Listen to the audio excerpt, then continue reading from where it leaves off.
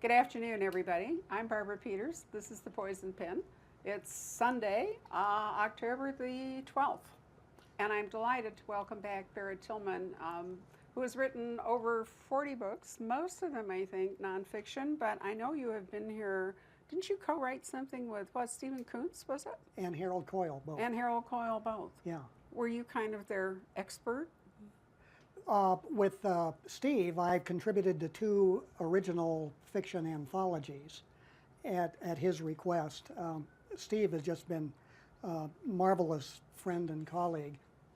In 1984, our mutual publisher, Naval Institute Press, had sent me a manuscript written by a Vietnam War aviator called For Each Other. And the publisher asked my opinion. And I said, this book is so good, if you don't publish it, I will. And the next year it was published as Flight of the Intruder. So Steve and I have kept in touch ever since. And then the Harold Coyle trilogy was for Tor Forge. He came up with the concept of a foreign military contractor that does deniable work for the U.S. government all over the world.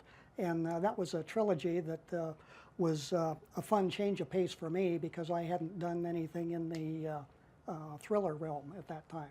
So that was an education. I'm sure it was. And you're a wonderful writer. I mean, I think your nonfiction reads, with all the pulse of fiction and a thriller. You grew up flying airplanes? I mean, where does all this aviation background come from? I'm a Eastern Oregon ranch kid. Grew up literally next to the family crop duster strip in my little bitty hometown, population 950, Athena, Oregon. And airplanes were always overhead, and that combined with the fact that my dad had been trained as a naval aviator in World War II meant I was infected with the virus from infancy. So I was blessed, and I use that word advisedly, Barbara. I was blessed to grow up being able to help restore vintage airplanes and fly them. And I guess overall I've had between 500 and 600 hours flying Navy airplanes from the World War II era. So that's been a tremendous benefit to me, both in history and fiction. I'm sure those of you who read Barrett realize he has an encyclopedic knowledge. And speaking of encyclopedic knowledge, that's a cheesy way to do this. I'm going to start talking about the first book, the DDay Encyclopedia, which I believe is an update, Yes. and probably, if I work this out right, to commemorate the 70th anniversary of the June 6, 1944 D-Day landing. Exactly right. Originally, the book was published by Brassey's for the 60th anniversary, and then it lapsed. And I woke up one morning and realized, oh my gosh, in 12 to 14 months, we're going to have the next, the 70th anniversary. So I eventually wound up with Regnery doing an update, and the main difference between the original and this is that all of the deceased dates now are filled in.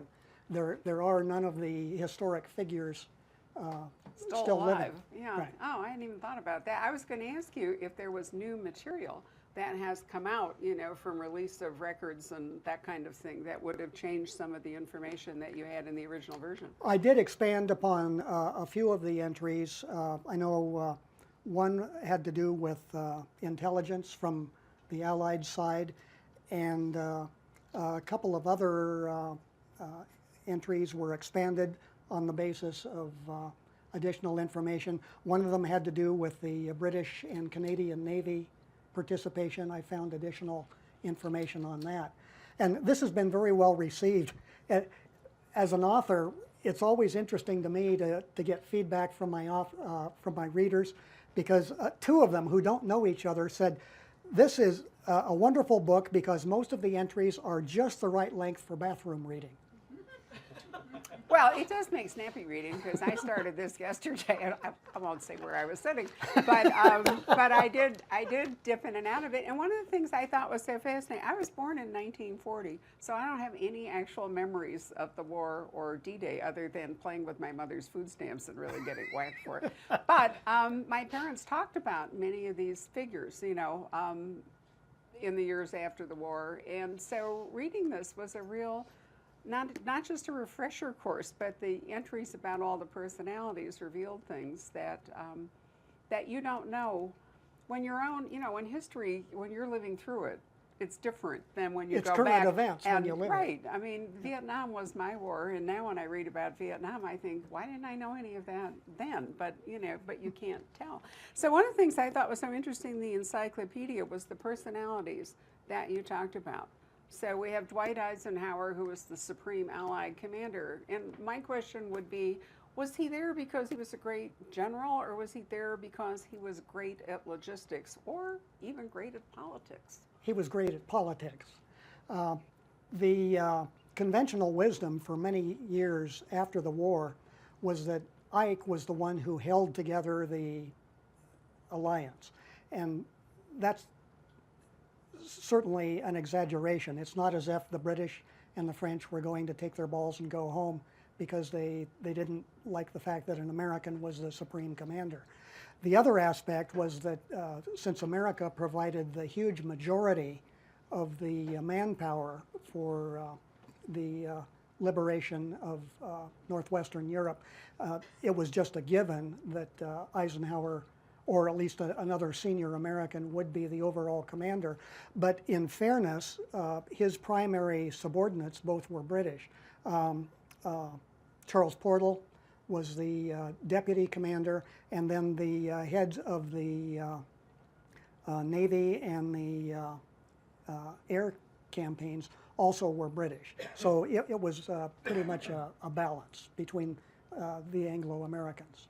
It was certainly Operation Overlord by committee, in a sense, that there were so many different components. You also talk about, obviously, have a great fondness for Jimmy Doolittle, who primary theater really was the Pacific, right? But he did an awful lot in the European War. I was very fortunate to get to know General Jimmy, as he liked to be called somewhat, and that will reflect later on Forgotten 15th.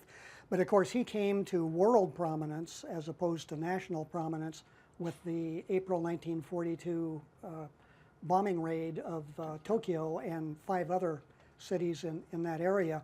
A daring concept, launching Army twin-engine bombers from an aircraft carrier, and that aspect of it worked. It turned out they had to launch a few hundred miles earlier than expected, so all the planes except one ran out of fuel. But that brought an immediate promotion to then Lieutenant Colonel Doolittle to Brigadier General. He received the Medal of Honor, and he was almost immediately sent to North Africa, late 1942, where he learned the general business running the North African Allied Air Forces and then the U.S. 12th Air Force. So by the time he came to Italy in November of '43 to run the newly established 15th Air Force, he was very much a known quantity. And he was only there 2 months before Eisenhower recalled him to Britain to take over the 8th Air Force for the run-up to D-Day.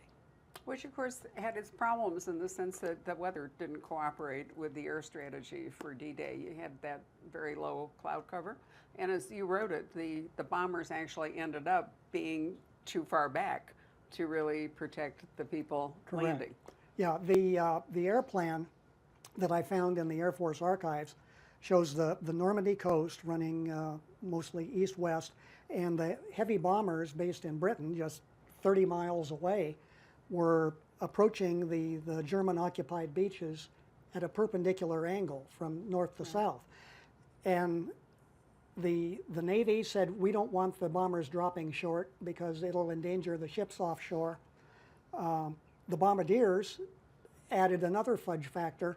The long story short, most of the bombs fell 1.5 to 3 miles behind the beaches, and therefore really did no benefit to the landing troops. But that was such a, I mean, any of you who've traveled to England know how terrible the weather is. Trying to fly to Heathrow is sometimes a real obstacle. And they had the tides to worry about too. So there really was no perfect day unless just, it had been incredible luck. Well, D-Day was originally scheduled for June 5th, Right. and Eisenhower agreed the previous dark morning that they would have a 24-hour weather hold. and then after that, it was